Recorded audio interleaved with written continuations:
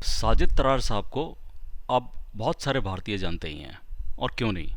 आखिर हम कितने टाइम से, एक्चुअली 2019 के बाद से इनको आरजू काजमी, कमर चीमा, आलिया शाह और बहुत सारे दूसरे पाकिस्तानी यूट्यूबर्स के चैनल्स पर देखते आए हैं।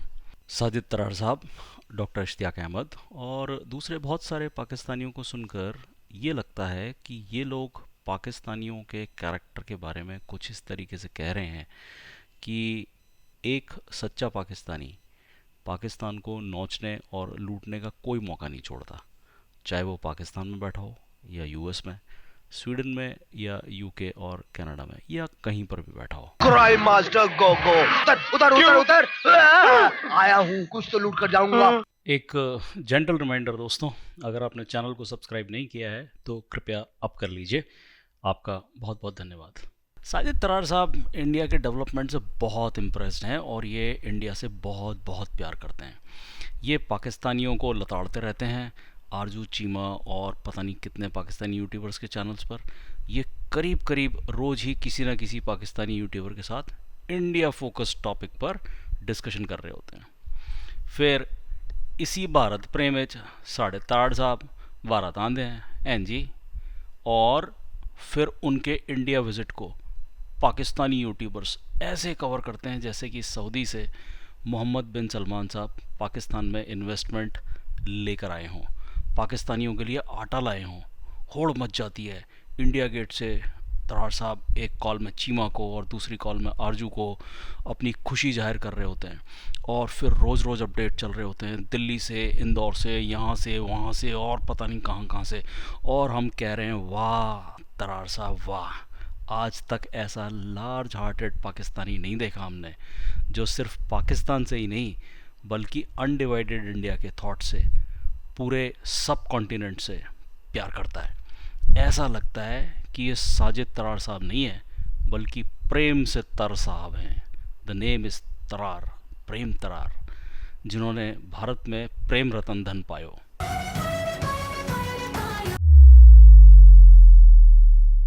लेकिन ये चीमा साहब को कुछ ऐसा बोलते हैं एक वीडियो में कि मेरे जैसे स्लो रनर को सारा गेम समझ में आ जाता है कि ये तो एक एजेंडे पर काम कर रहे हैं और उसी के लिए भारत आए थे। एजेंडा मतलब प्रेम इनका, धन हमारा, और रतन कौन कौन है ये रतन, ये मैं बताऊंगा अगले वीडियो में, जब हम भले मानुस Swedish citizen doctor Ishtiaq Ahmed sahab के भारत प्रेम की बात करेंगे। आज सिर्फ तरार साहब की बात होगी। अच्छा जी, तो सीधे मुद्दे पर आते हैं। ऐसा लगता है कि साजिद तरार साहब भारत प्रेम में भारत नहीं आए। साजिद तरार साहब भेजे गए हैं कि भारत से पाकिस्तान के बीच होने वाले ट्रेड फिर से शुरू करवाओ। ये खुद साजिद तरार साहब ने बोला है, मैं अभी सुनवाता हूँ आपको। हाँ जी, तो तरार साहब को पाकिस्तानी एस्टेब्लिशमेंट क्यों भेजेगा और ऐसी क्या मजबूरी है इनकी? तो इनकी खुद की तो कोई मजबूरी है नहीं कि भारत पाकिस्तान के बीच ट्रेड शुरू नहीं हुआ तो इनको मुश्किलों का सामना करना पड़ेगा। ये कौन से पाकिस्तान की भुखमरी से डायरेक्टली अफेक्टेड हैं?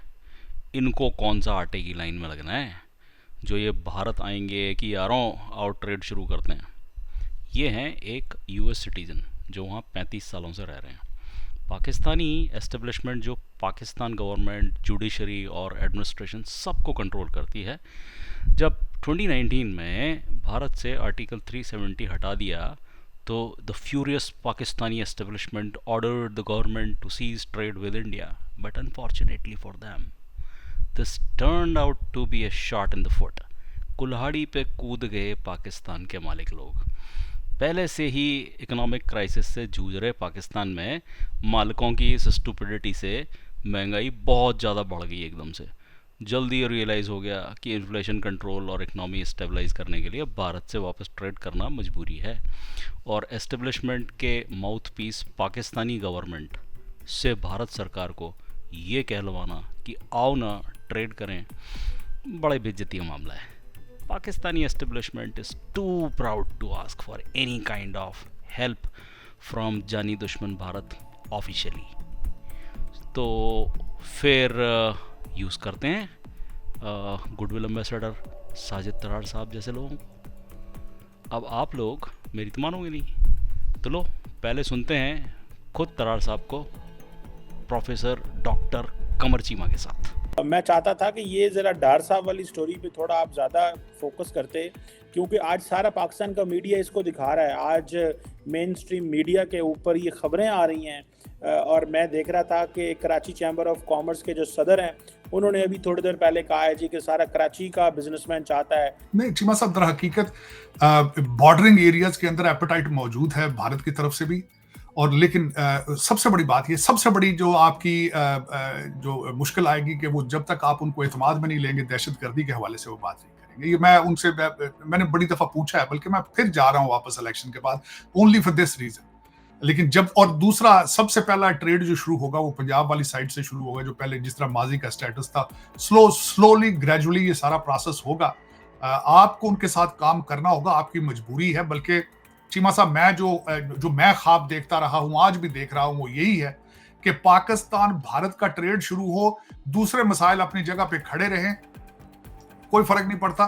ट्रेड होगा पाकिस्तान के लिए जरूरी इसलिए है कि इन्फ्लेशन कम होगा, महंगाई खत्म होगी, गरीब भी सांस लेना शुरू करेगा, और जब ट्रेड होता है, आसूदगी आती है, दूसरे मसाइल पे आहिस्ता आहिस्ता हल हो जाते हैं। This is what my plan was और इज। लेकिन देखें कि ये, क्योंकि एक हाथ से ताली नहीं बज सकती। मैं जब भी मैंने भारत या भारतीय लोगों से बात की है तो उन्होंने हमेशा ये कहा है कि हमने ख्वाहिश की है, हमने हमेशा पहल की है, चाहे वाजपेयी साहब आए, चाहे मोदी साहब आए, लेकिन उसके बाद आपने you have backstabbed me, you are not a trustworthy neighbour man. जैसा कि आपने सुना, कमर चीमा ने साजिद तरार साहब से पूछा कि डार साहब की स्टोरी पे आप थोड़ा ज़्यादा फोकस करते हैं, क्योंकि आज सारा पाकिस्तान का मीडिया इसको दिखा रहा है। और कराची चैम्बर ऑफ कॉमर्स के जो चीफ़ हैं उन्होंने कहा है कि सारा कराची के बिजनेसमैन चाहता है। तो तरार साहब ने सवाल के रिस्पॉन्स में क्या बोला? उन्होंने कहा कि इंडियंस भी चाहते हैं, और ये सबसे पहले शुरू होगा बॉर्डर एरिया से, और मैं वापस जाऊंगा इसके लिए फिर से इंडिया। अच्छा साहब, आपको बड़ा कंफर्म्ड है कि ये शुरू होगा और पहले बॉर्डर एरिया से शुरू होगा? हाँ जी दोस्तों, समझे? ये आए नहीं थे, इसी काम के लिए भेजे गए थे। और देखो कैसे ये एक नैरेटिव सेट करने की कोशिश कर रहे हैं, जिससे कि इंडियन बिजनेस कम्युनिटी को भी लगे हाँ यार, ट्रेड में क्या प्रॉब्लम है, पैसे कमाते हैं, बाकी के इश्यूज़ तो गवर्नमेंट निपटती रहेगी। वेरी वेल डन तरार साहब। ये जो इंडिया की प्रेज और पाकिस्तानियों को भारत से क्या सीखना चाहिए का डिस्कशन आप चीमा, आरजू और बाकी के पाकिस्तानियों के साथ कर रहे हो, उसके पीछे का ऑब्जेक्टिव यही है।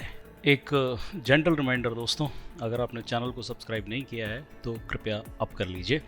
आपका बहुत बहुत धन्यवाद। तो अब सारा गेम वही हो रहा है कि डॉक्टर जयशंकर साहब नहीं होने दे रहे और मोदी जी नहीं होने दे रहे, इंडियंस तो चाहते हैं, बिजनेस कम्युनिटी तो चाहती है, और पाकिस्तान की आवाम भी चाहती है, और पाकिस्तान की बिजनेस कम्युनिटी भी चाहती है, और देखो हमारे तो डार साहब ने भी बोल दिया है। ठीक है, तो ये सारी कहानी हो रही है। तो आप ये देखो कि जो वैनगार्ड्स हैं, फ्रंट लाइन के जो लोग हैं, साजिद तरार, इश्तियाक अहमद, इन लोगों को प्लेटफॉर्म दिया है ये जो सेकंड लाइन और थर्ड लाइन है, क्योंकि इनकी रीच इंडिया में डिजिटल इन्वेजन की ज़्यादा है, तो ज़्यादा डीपली पेनिट्रेट किया जाए, इसलिए इनको उन डिस्कशंस पे लाया जाता है इनके साथ में।